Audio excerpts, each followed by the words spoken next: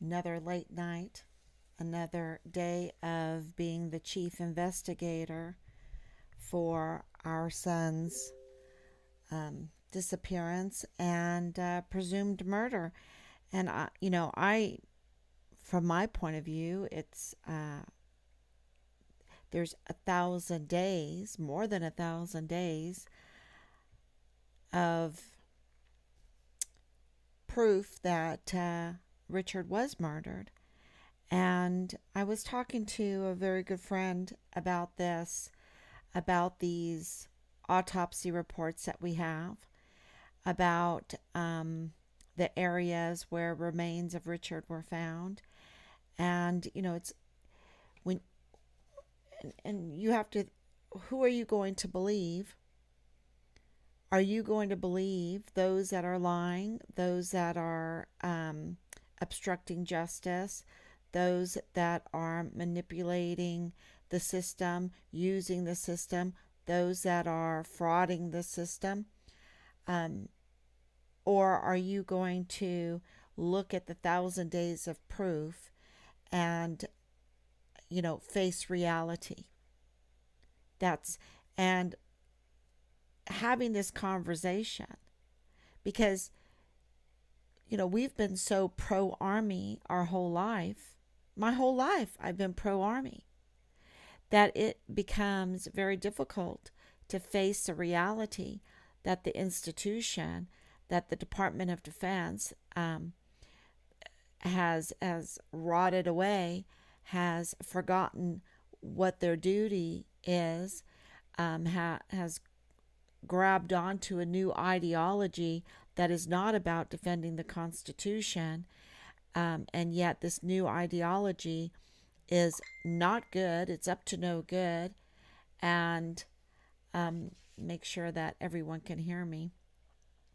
That people's, our volunteer sons and daughters' lives have been threatened, at risk, and even ended, harmed. Their psychology, their mental stability has been harmed, has been put in danger, has been put at risk because of this change in ideology by our highest leaders, and subsequently the other agencies that we depend on to do oversight. So when you see, I know how this has affected us, when you see a sitting senator, the likes of Ted Cruz, okay? Ted Cruz, he's a seasoned, established sitting senator, almost getting beat, almost getting beat by, not really a worthy opponent at all.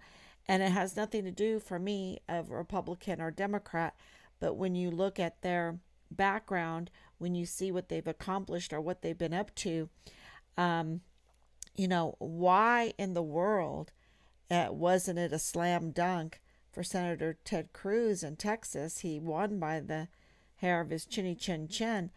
But it is even more disturbing when you see the likes of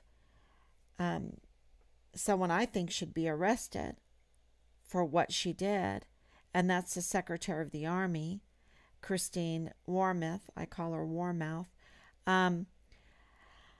Maybe that's not the right thing. Maybe that's not nice. I don't know. I've been told I've been too nice. I've been too nice with what happened to Richard, with the cover up, the everything that's happened. Anyway, but that a Secretary of the Army, who is she really? What has she ever done? Right? Who is she? And she becomes Secretary of the Army, and she is flipping off a sitting senator, and she's his subordinate. And whether we like it or not, there is a hierarchy in life. There's a hierarchy in all of our positions at work and in the military and government. There's a hierarchy, and there is respect due. And she absolutely should have clicked her heels together for Senator Ted Cruz, for any senator. And he wrote a beautiful letter asking very important questions in our son's case, and he was dismissed. He was flipped off. And he hasn't had the gumption to have any recourse for that. I guess there's no recourse that he feels. I guess he doesn't feel like there's any recourse of getting flipped off by a subordinate 23 ranks lower than him. It's really amazing. And he didn't come back with a little bit sharper kind of letter. You know? So I don't know. I don't know who's pulling the strings and why he doesn't feel like he has any recourse. And of course, we understand how he feels because we haven't had much recourse at all either. We have crimes upon crimes being committed against our son, and of course, Team 5, Richard Halliday, this investigative team. They made us, the CID and the command, have made us the lead investigative team. We didn't choose that. And so that's what we've been doing. We've been investigating. And now it's starting to pay off. So 1,000 days of investigating, 1,000 days of proof in investigating our son's disappearance and murder. And now we've had some big days because we're starting to get confirmation. Right? It's not just inquiries. Now we're starting to get confirmation, and we're starting to get people to tell us things that are very, very important in finding our son. And I will tell you, there's a lot of obstruction of justice. There is a lot of corruption, y'all. So much corruption, but I don't have to tell you. And I'm going to, I even called a notary today. And the notary said, why do you want to know? Why do you want to know? Which is illegal. Because in Texas, the notary is public information. And I don't know if people want to have that kind of slave world. I would call it a slave world, because if you can't defend yourself, if you can't investigate your son's disappearance, if you can't access without jumping through hoops public information, public files, and everything is corrupt, everything is a paying underneath the table, or of who you know,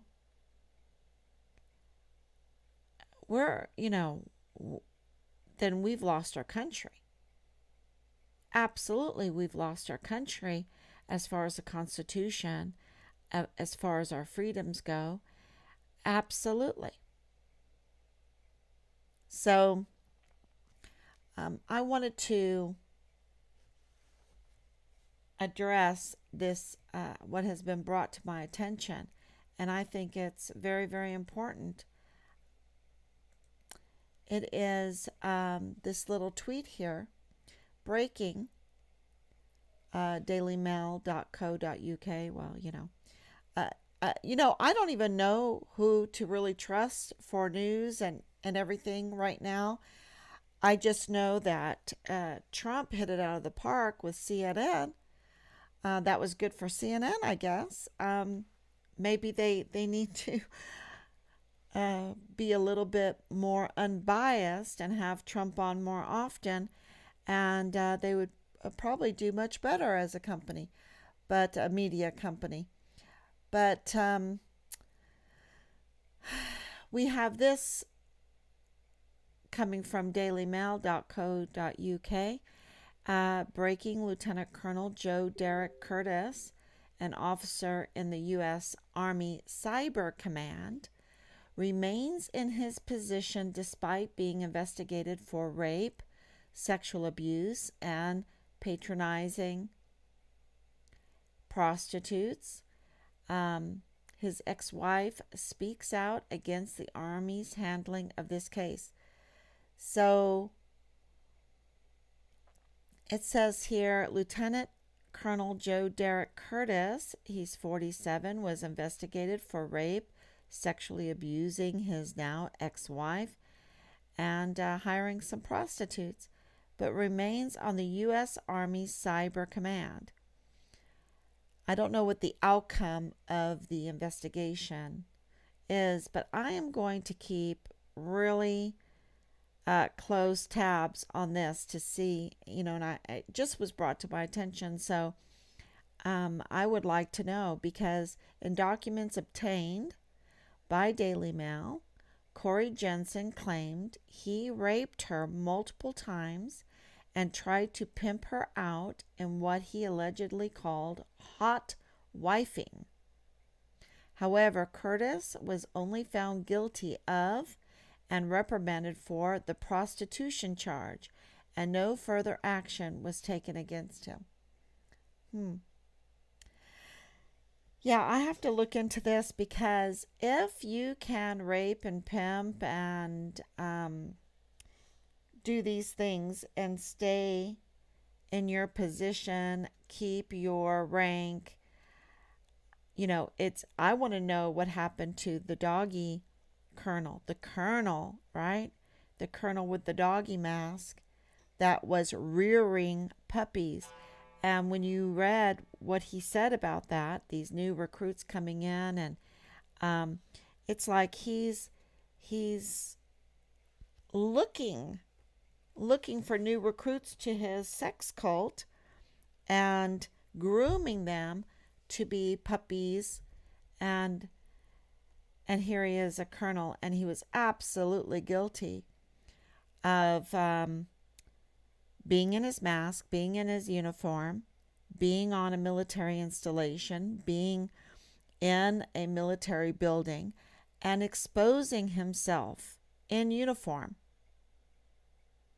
And I've said it before, exposing his erection, which is absolutely, and he's allowed to retire.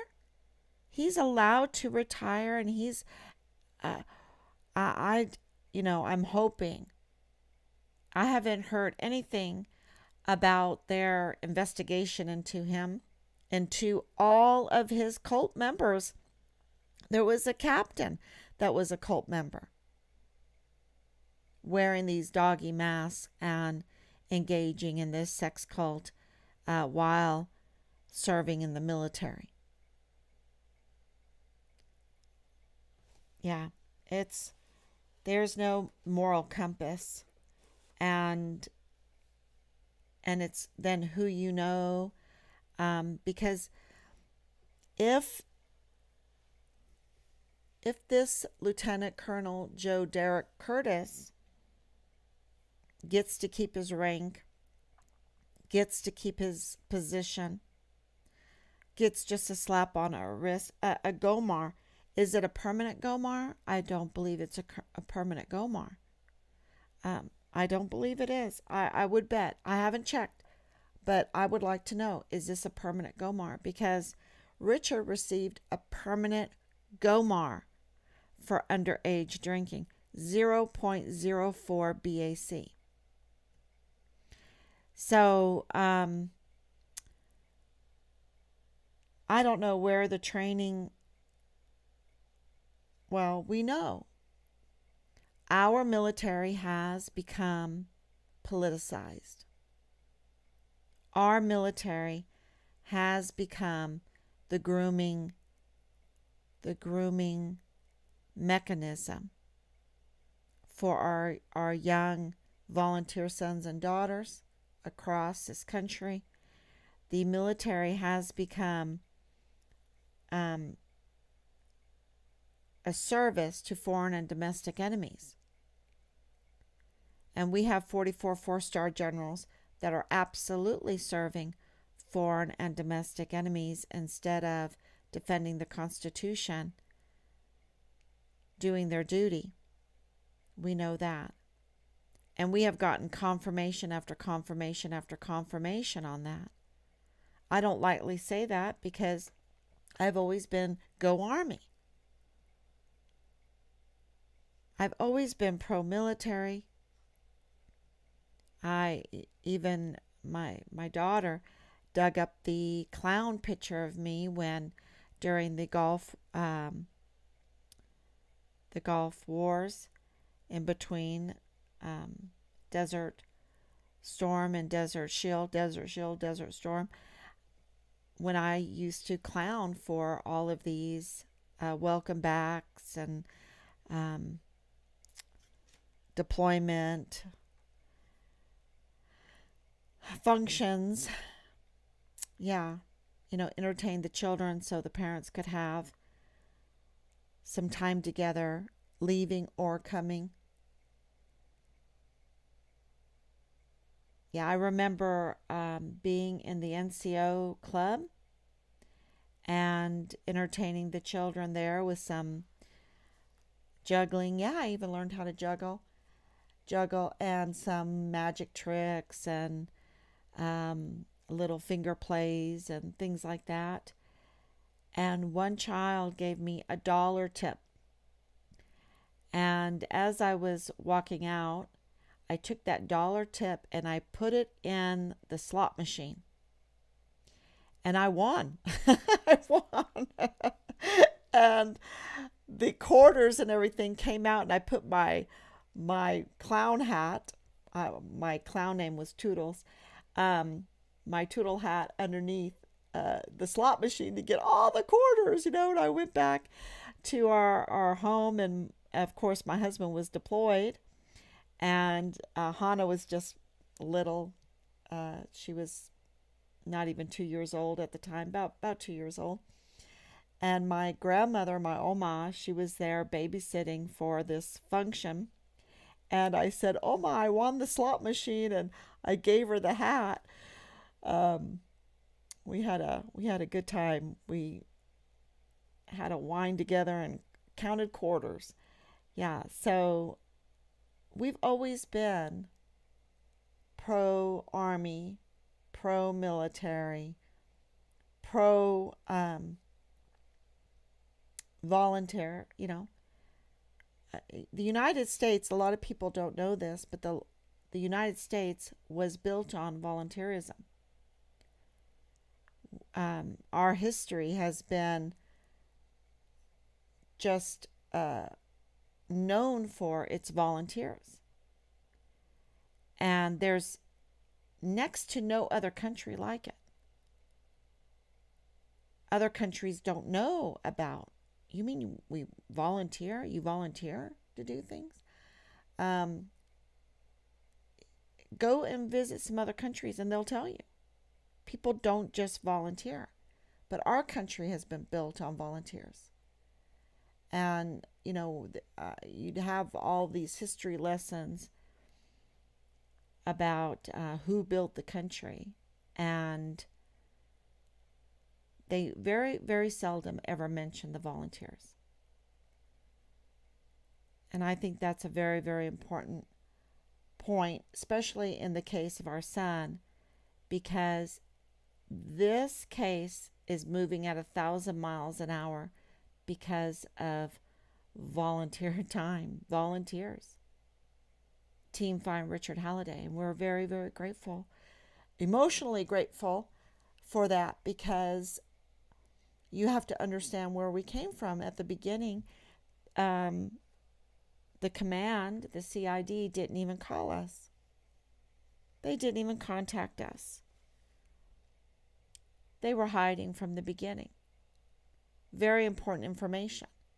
They broke their standard operating procedures. They broke every rule in the book.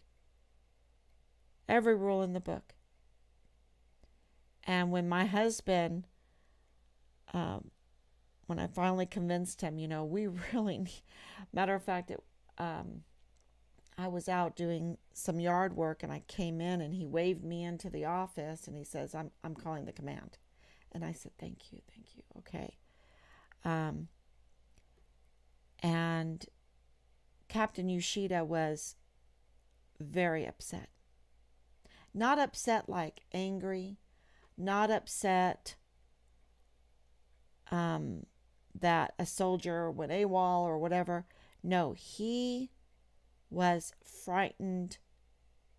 He was shaking.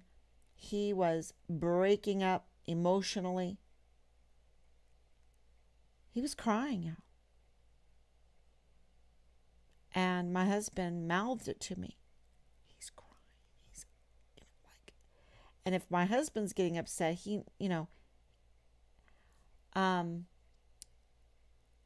Captain Yoshida knows.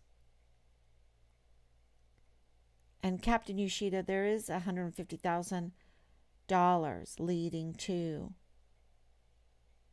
information that will find what happened to our son.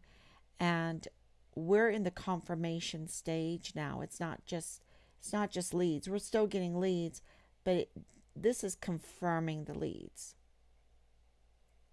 Things are happening that are confirming. I mean, you have autopsy reports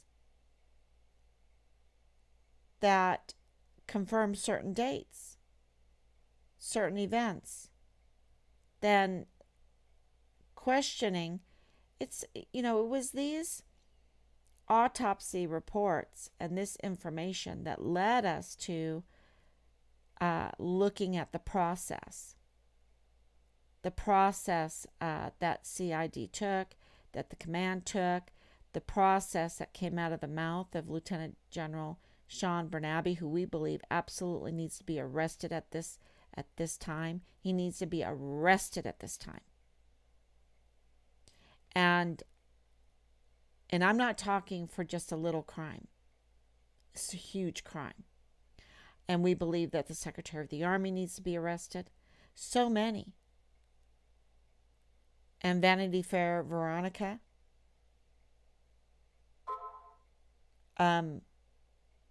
Where is she?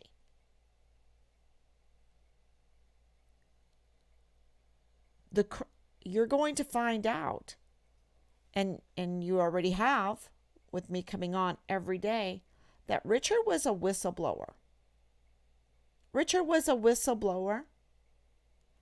And they failed to tell us. Richard was retaliated against severely, and not for prostitution, not for hiring prostitutes, not for raping, not for pimping out. No. If you do things like that, you get to keep your command. Now, you're innocent until proven guilty. I want to see what this Curtis, Lieutenant Colonel Curtis, what comes out of this. But you are allowed to retire as a major general. You are given an extra star, as Bernabe was given, and Clem Coward was allowed to retire. I just quietly moved from El Paso to D.C., move him away.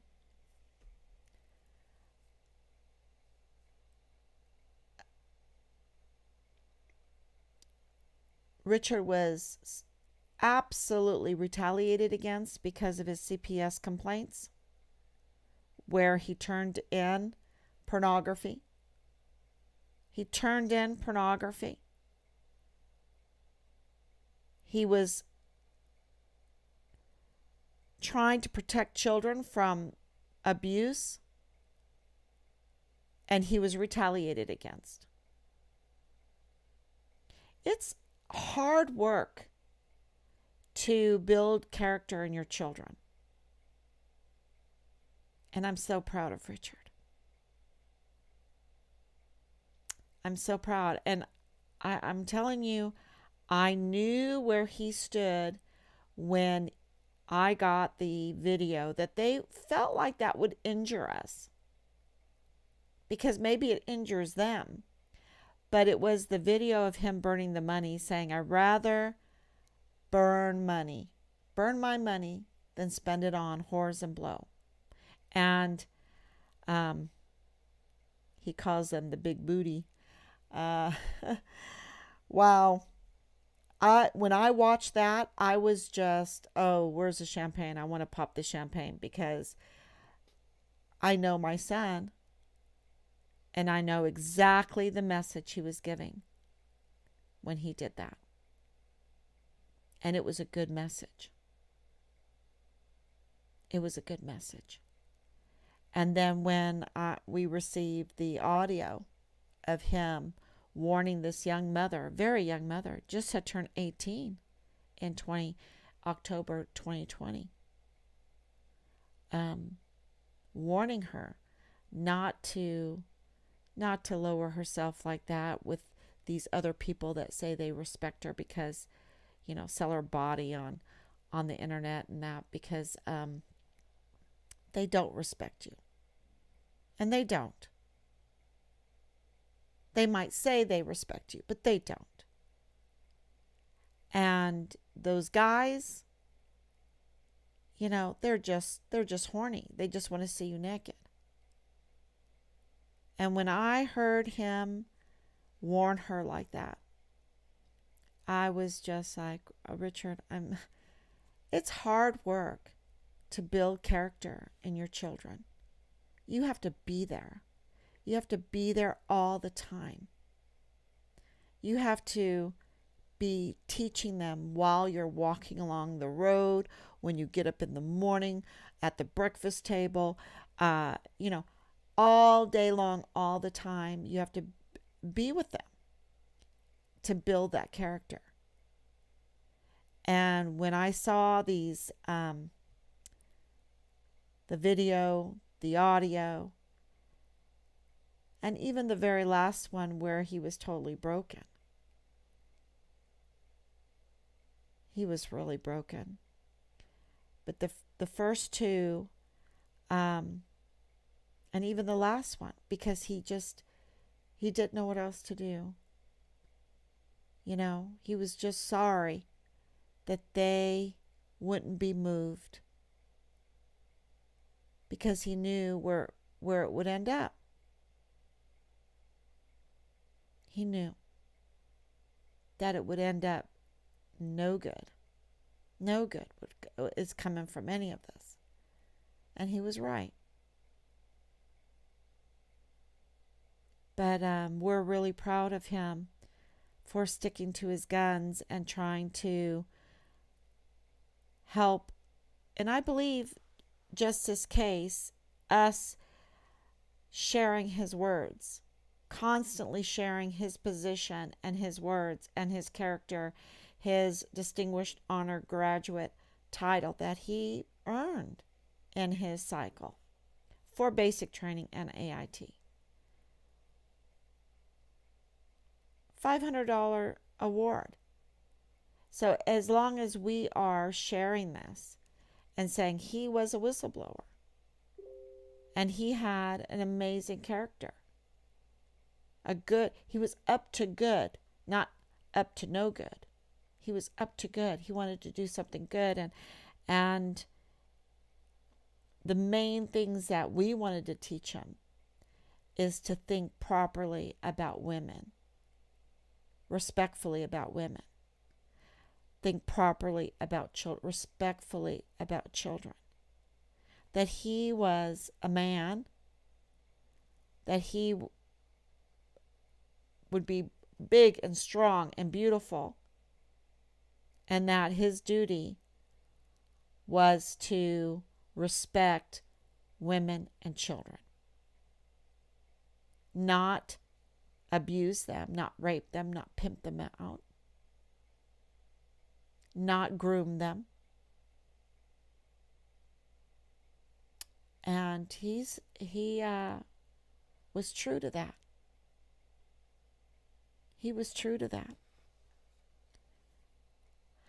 And he was severely retaliated because he wouldn't play with the Vanity Fair. You see, this is why I call Veronica Escobar Vanity Fair, because she's totally committed to Vanity Fair. Totally committed to backing it up.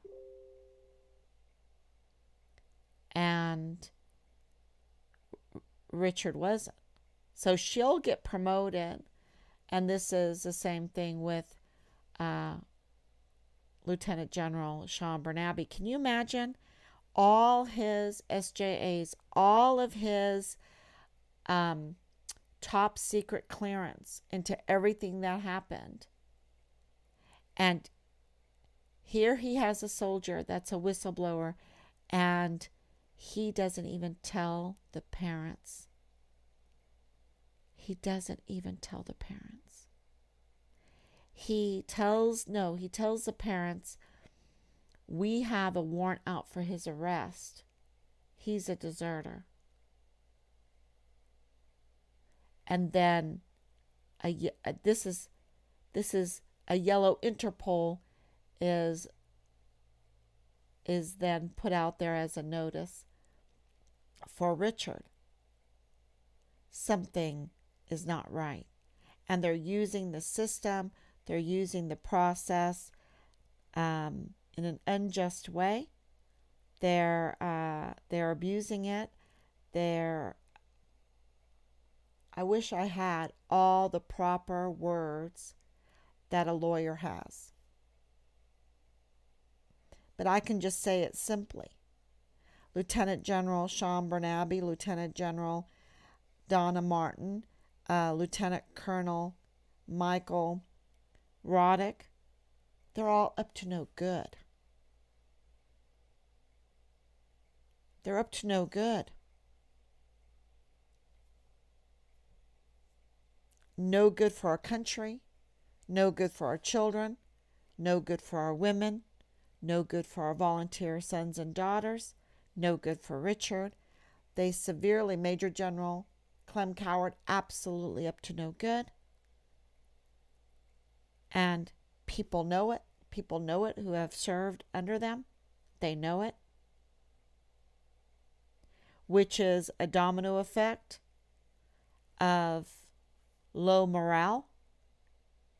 Because when you have this kind of leadership, the morale goes low, and then the word gets out, and then you don't have the recruit. Who wants to belong with leaders like this? Who wants enemies? You know, it's not join the military so you can be raped and abused and racketeered, and the enemy is right there. Keep the enemy close to you, right? So that they will retaliate against you. And they absolutely did that with Richard. And so to see that they have a congressman, because the story with this is a congressman came to bat for this lieutenant colonel because they know each other. That's not how the system is supposed to work. The system is supposed to work, justice is blind. That the least of these will get justice, will get help. And we can't even get Bill Hicks to pay attention. Or what about these other AUSAs? To even contact us, which is something we're working on.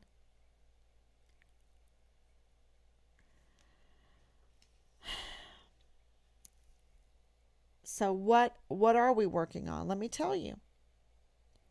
They did not contact us. Captain Yoshida was very upset in a mentally stressed way. So that confirms that they had found Richard's body pieces to me, his body parts. When you're so distressed mentally as a captain, and you're supposed to, you're an army soldier, you're supposed to be able to take a lot. So if you're mentally distressed, it confirms that there's absolutely this possibility that these autopsies are right, that the claims of Red Rio Range, the training area there, is where they found partial remains of Richard. 28th, around the 28th, 29th of July, and the 25th of August. The 5th of August. What did I say? The 28th of July and the 5th of August and the 7th of August, the information came out that yes, those remains were Richard. Have we got those confirmed? Because, I don't want to confuse people. These are leads. And when you hear something that distressing and that they're telling you to cover things up, and the parents will never call, they won't care, and then the parents do call, you're pretty psychologically distressed. Okay, then we have the next remains, the Mexican kilometer 29 remains, also being found in September of 2020, and with an October 9th date for the autopsy. Now, these are two different leads, but yet they fit together totally. And partial, fragmented body parts. And you have then Nadal Bayim, the father-in-law of Lieutenant Colonel Bradford Bugado, going in. This is October 26th of 2020, saying that the FBI found Richard's remains in Juarez, Mexico, and it's a secret. Shh, shh. He's dead. And then we call the State Department and say, were the FBI looking for Richard in Juarez, Mexico? And he says yes. And he gives us 3 areas that they were looking for Richard's remains, not for a live Richard. So then we have the Area 244. Let's go to that.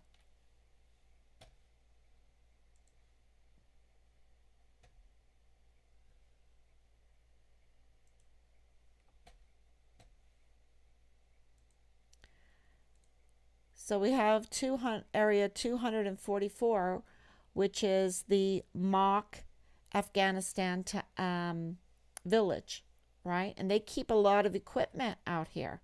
You can see right even in here where they would keep equipment. And so there has to be some people out there guarding. And Christmas 2020, we were told that Lieutenant General called up, hey, did you know that Lieutenant General Sean Bernabe is looking for Richard's remains in this area? Kamal Jabbar, the MOPH Afghanistan area, they didn't say Area 244. And then recently, and we didn't know, he didn't even, this is how low life they are. He didn't even call us and say, hey, I just wanted to let you know, so you don't hear it from a third party, that we're out looking for Richard's remains. We received a lead and we're looking for Richard's remains. He didn't do that. He never said anything of the sort. And here we get this phone call. And then now, years later, we get remains found at Area 244. And then I thought, okay, what's area 200, training area 244? I put it in there. This is what I got.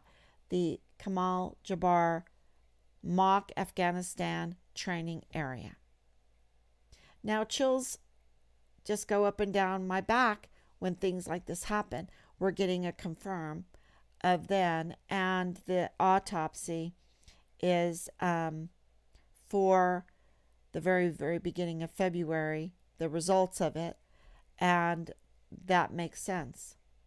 If it's Christmas 2020,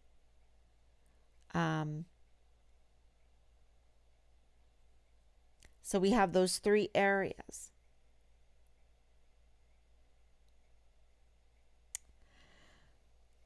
And I'm going to go back and talk about the Church of Jesus Christ of Latter-day Saints very soon, because this all is connected. But I just wanted to let you know how the puzzle pieces are coming together. And it's kind of unbelievable, because we have, I made another call today. I made a call to a notary, because we have information of a person very close to this case, a suspect, doing some strange things with a notary again, December 30th, 2020. And why is the notary asking me who I am and why I want this information? That's illegal. I have a right to look at her logbook. I have a right for her to take a picture of that and just send it to me and let me know if these two documents were notarized on this December 30th, 2020. So if they found remains of Richard in December of 2020, and this person who is a suspect is doing some funny business in December 30th, 2020, and into January 7th, 2021,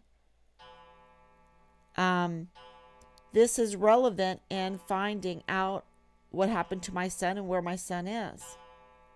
And the notary shouldn't ask me, why do you want to know? Who are you? Right?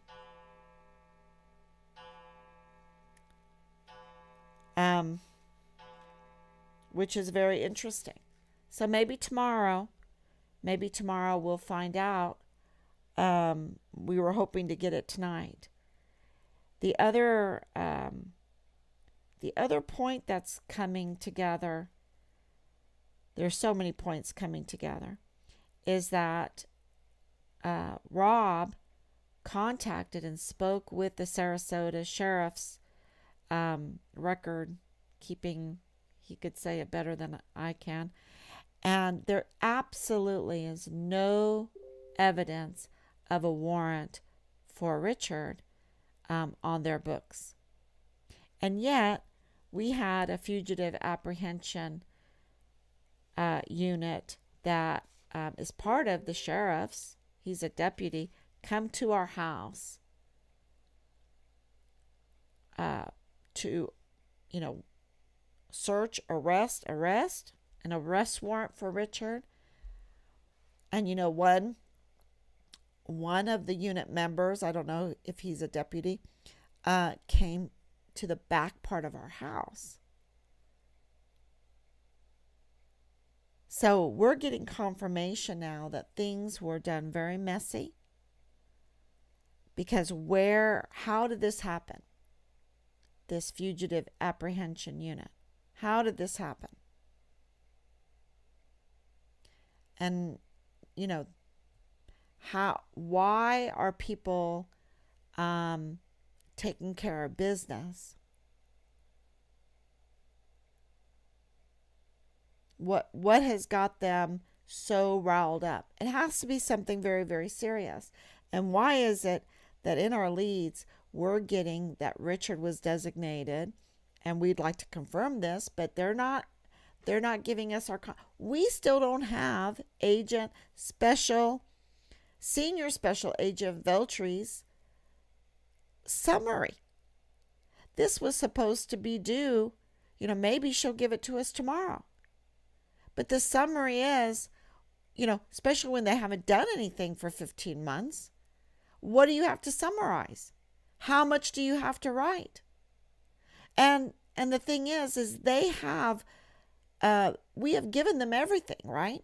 We have given them their position. We've given them their buildings. We've given them the air condition. We've given them all kinds of special little perks, and they have job security, and they have the staffs, and yet they can't get us a summary on day 1021 days. They don't have a summary of Richard's case. I can easily write a summary in a very short time. And my summary is that Richard was a whistleblower, and he pulled on a string and messed with some people's business plans, and they got even with him. They got even with him through the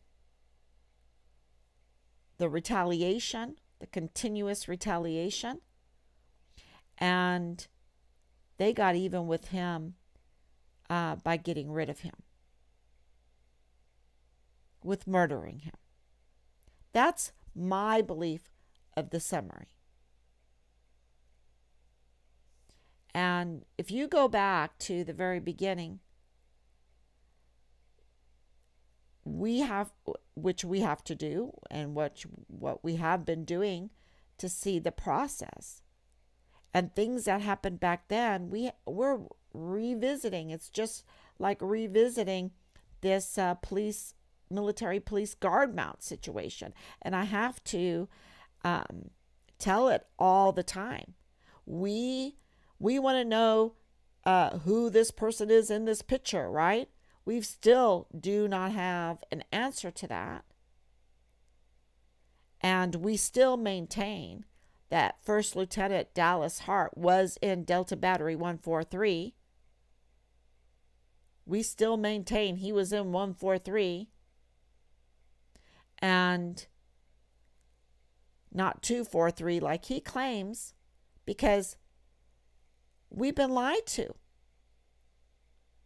Where is the official evidence? Not some kind of weird handwritten unofficial travel voucher. It's just one con job after the other in this. And we fell for it with Danae Katzen. I was really concerned for her. And that was just a con job. And we've been betrayed by many people in team.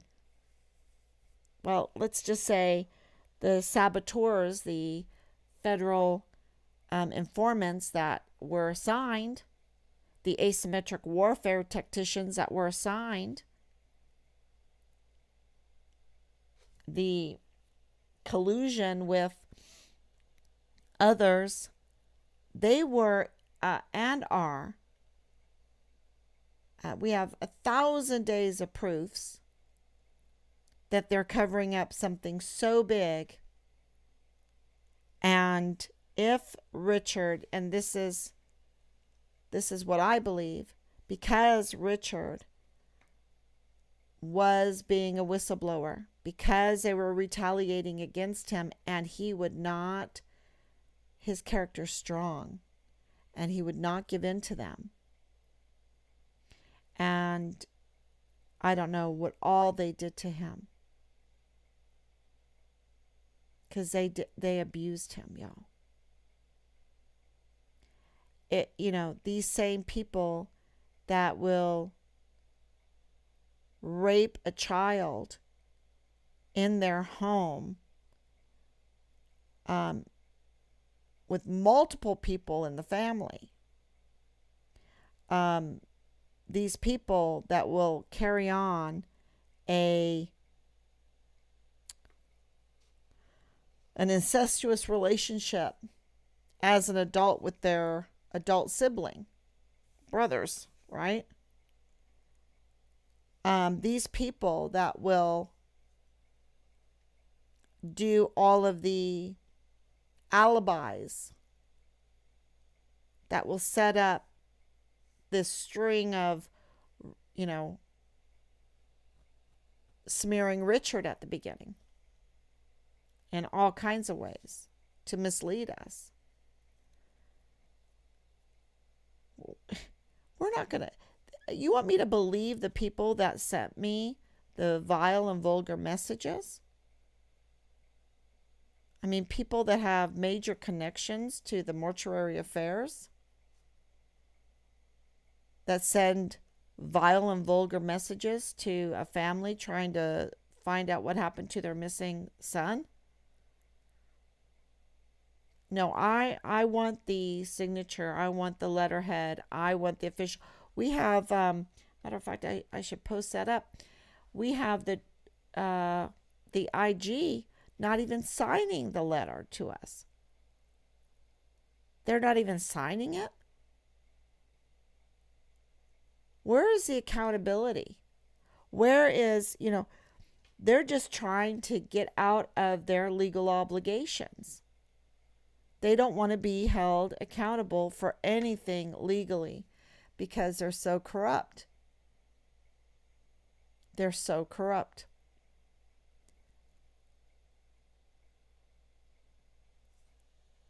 So, looking at this, I have to say tonight my head is swimming because of all the leads that we have been working the last month especially, and now we're getting confirmation and where this is going to go next. My head is swimming a bit. Because what other position are they going to make us be besides, the chief investigator and also the one with the oversight? I mean, we're the ones investigating all of our agencies. That's what's been happening. When you look at the process, you're investigating the CID, you're investigating the FBI, you're investigating the Department of Justice, you're investigating the Department of Defense, you're investigating all of these agencies that are involved in Richard's case, which are a lot, and the sheriffs and the marshals and the U.S. Marshals and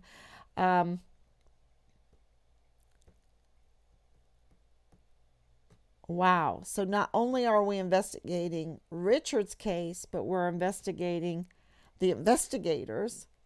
I guess this is, we're doing Vanity Fair Veronica's work where she told us they're going to bring in a third party. I guess she wants us to be the third party to do all the investigating and the oversight.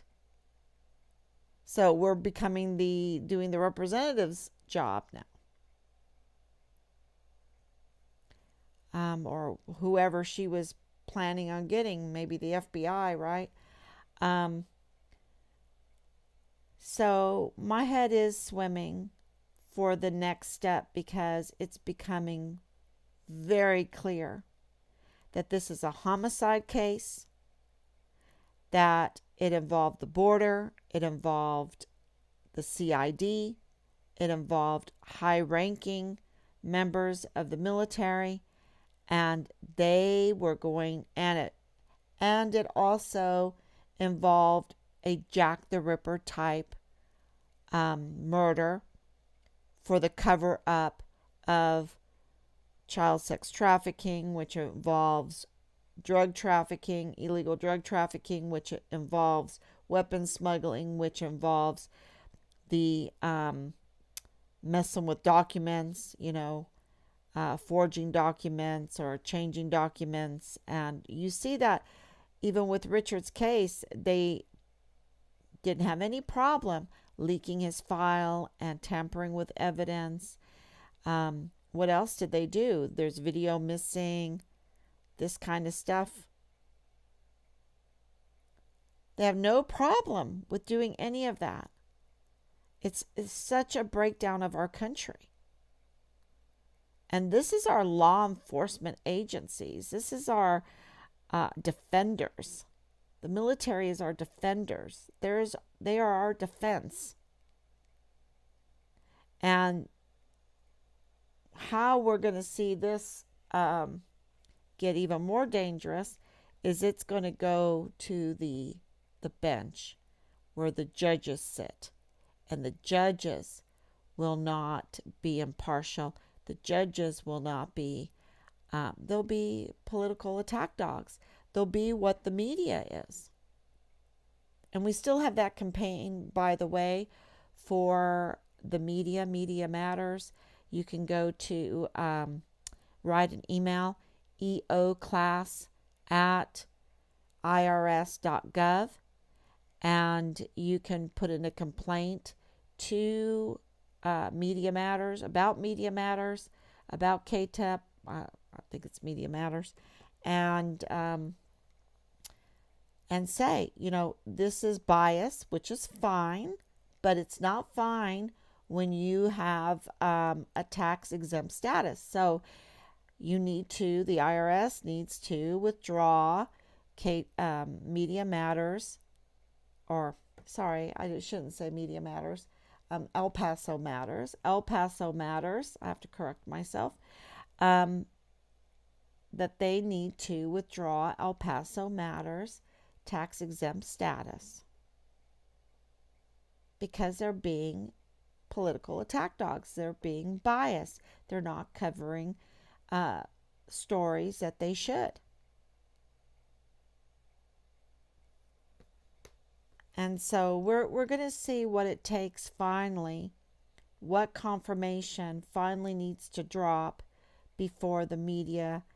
If the media takes back Trump, right? So CNN, who absolutely did not favor Trump, okay? But they took him back. They aired him last night, and he just blew them away. There's hope.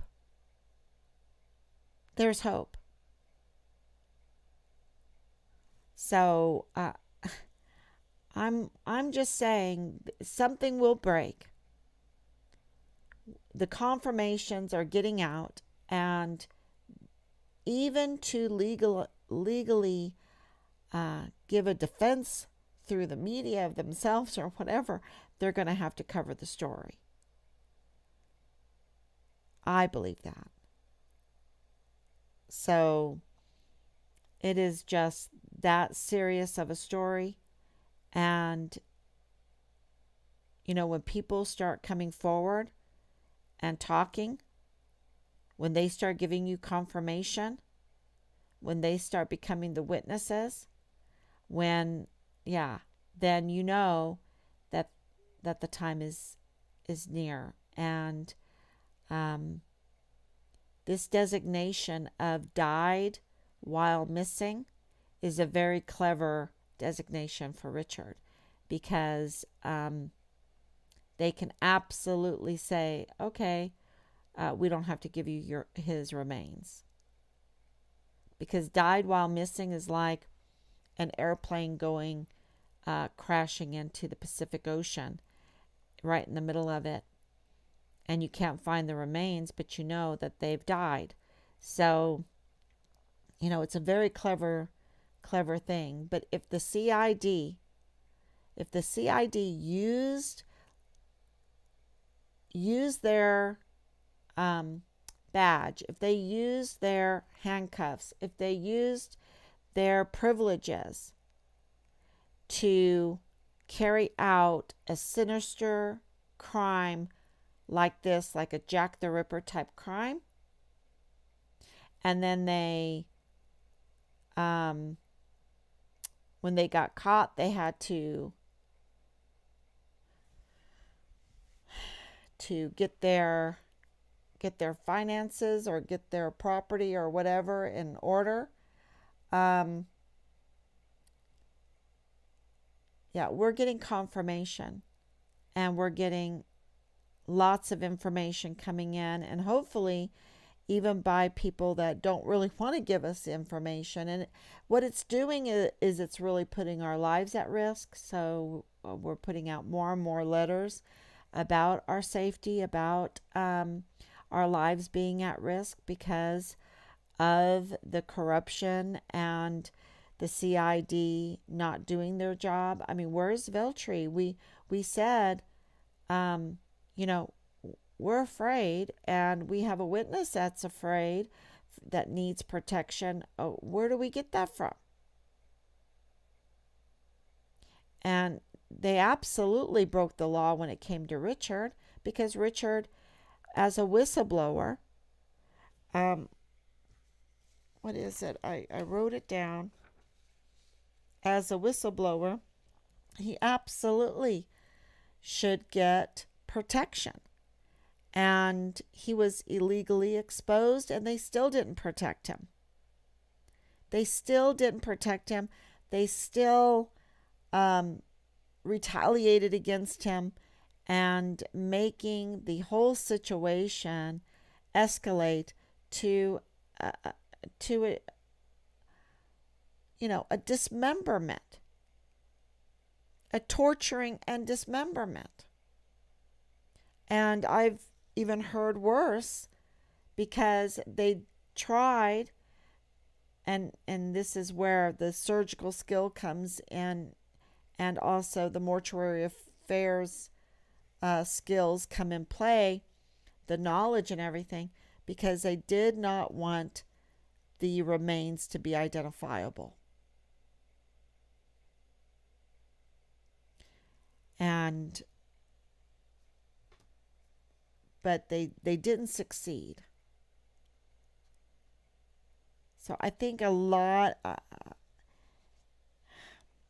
please share this, because you are our recourse.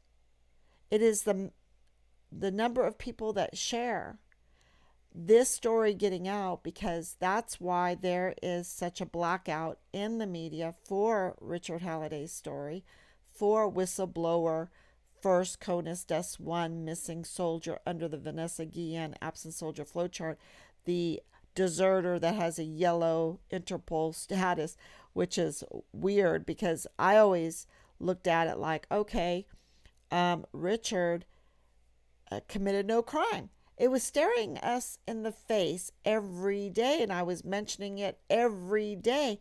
And then with all of these leads and looking at the process, it became, oh my gosh, the yellow Interpol is really not a good thing, because it means that they weren't following their processes properly. And if they really wanted to find Richard, they would have absolutely had him as a deserter, and issued a red Interpol. And they would be actively looking for him with the red Interpol. With the yellow, they don't. And so everything has kind of changed. And there's some other aspects of this, Richard's phone, Richard's car, things like that, that we're getting leads in. And as we do our research, because we're the investigators, and we don't have a huge staff, it takes us a little time, but as we do research into his phone, into his car, we're going to get back things that we're like, what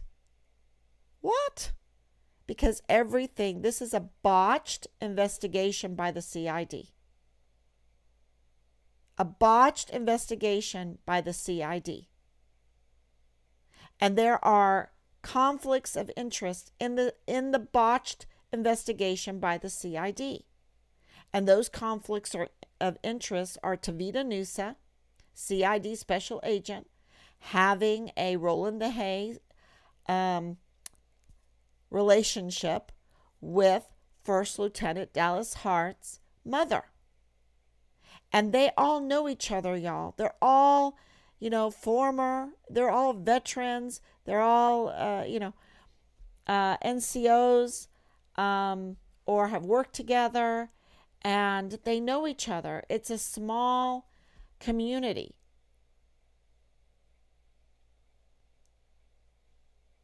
And then you have Jay Pollan having the other conflict of interest in the CID with Ron Steig. This is very small little office. And Richard and Jay Pollan was Richard's first sergeant.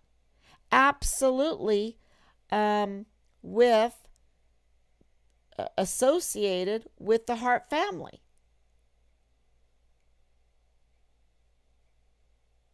And so all of this is becoming apparent, becoming known. The information is, all the dots are starting to really get connected here, and we're getting confirmation.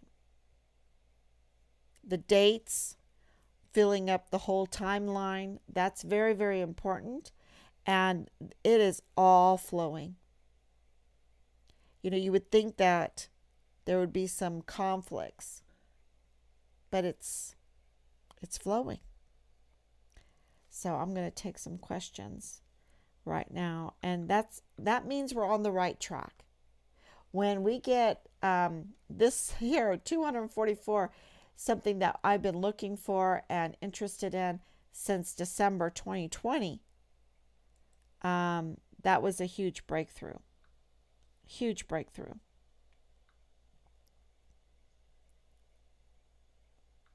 And do you think that Lieutenant General Sean Bernabe could be that cold-blooded? And I do. Because he was in those meetings with us, had every chance, because it was his living room we were in. That headquarters building is his living room, it's his home, it's his office, he runs that whole headquarters building. And we're sitting in there several times, and he never told us that Richard was a whistleblower. Never told us that he had been exposed. Never told us that he had been essentially a target on his back and retaliated against. No. So, and now we're finding this out. Wow. It's a big deal. Thank you, everyone. Just one comment. Okay, Danielle, thank you so much. God bless you. If you have any questions about the Yellow Interpol, the Fugitive Apprehension Unit, what authority gave the Fugitive Apprehension Unit the right to search or try to arrest Richard? That's a huge one. What was Richard's designations? You just believe them, but you can't believe them. You have to go and absolutely search every designation that was given to Richard, and you have to put in FOIAs, and you have to say, look, we want to know what were the designations that were given to Richard, and we want you to sign it. We want you to be responsible for this answer and held accountable for this answer. We need a judicial hearing where they have to hold their hand up and take an oath and be held accountable for everything that they say to us. And that would be Vanity Fair Veronica. And so we also are writing a letter to the El Paso Police Department. And this is a very big deal because, let's see, I didn't share the screen there. Okay. It's a very big deal because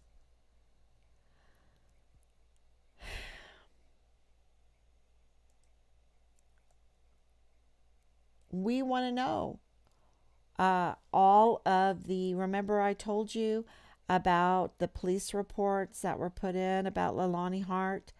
And what were they doing when, she has multiple members of her family raping a 7-year-old? What was the El Paso Police Department doing? Were they hearing about this? When she's bragging and they're putting in, going to the El Paso Police Department, when she's bragging that she is essentially running the CID, what are they doing about it?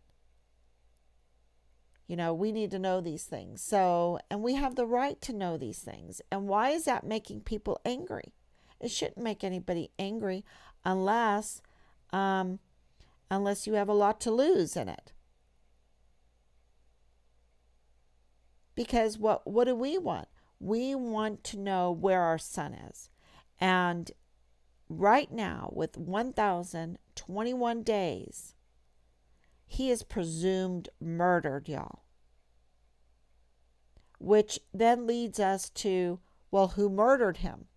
Why did they murder him? When did they murder him? When did they find his remains?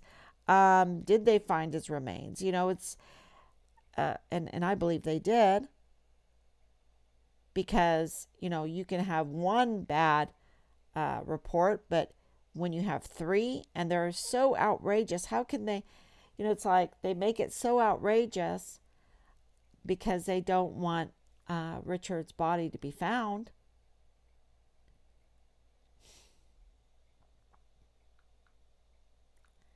So thank you, Danielle.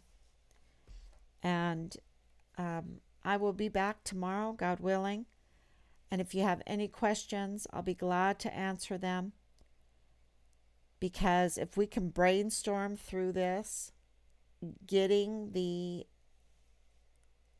for the first time, we're really moving at a fast pace, so fast I can't even keep up with it. And that's why I've been coming on a little later. It's so much information that we're getting confirmation on. So thank you so much. And God bless you. And Rob always says, tell him we love you. We're very grateful. And, find Richard Halliday and give us Richard's remains. Give us Richard's remains.